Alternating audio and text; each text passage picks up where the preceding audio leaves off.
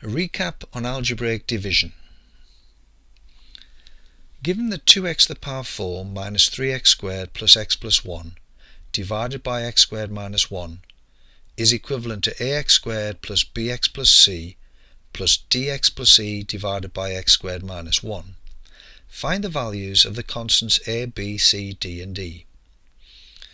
This question is taken from a paper back in 2008, and on the new syllabus we're not required to divide by quadratic factors such as x squared minus 1.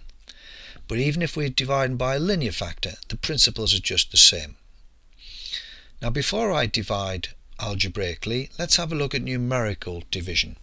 Suppose I had 53 divided by 8. The answer would be 6, because 6 8s are 48, with a remainder of 5. But we may choose to give that as a mixed number, so it would be 6 and 5/8. What does 6 and 5/8 mean? It means 6 plus another 5/8.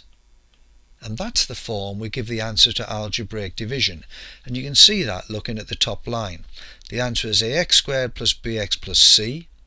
There'll be a remainder of dx plus e, and that's expressed as a fraction of the x squared minus 1 we're dividing by.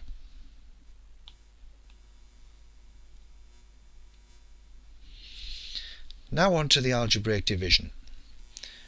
2x to the power 4, and I'm going to write plus 0x cubed, because although there are no x cubes in the numerator we're dividing into, they can occur in the working out for the answer. So let's leave space to put some x cubes in if they crop up. Minus 3x squared plus x plus 1. And we're going to be dividing by x squared minus 1. What do I multiply x squared by to get 2x to the power 4? Answer, 2x squared.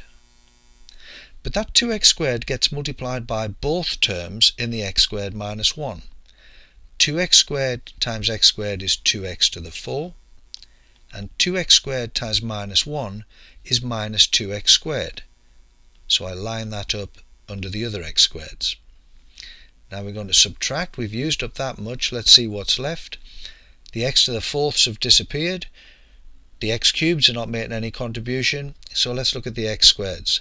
Minus 3x squared minus 2x squared. Minus 3 minus minus 2 is minus 3 plus 2, which is minus 1. So here we have minus 1x squared. And I'll bring down the next two terms.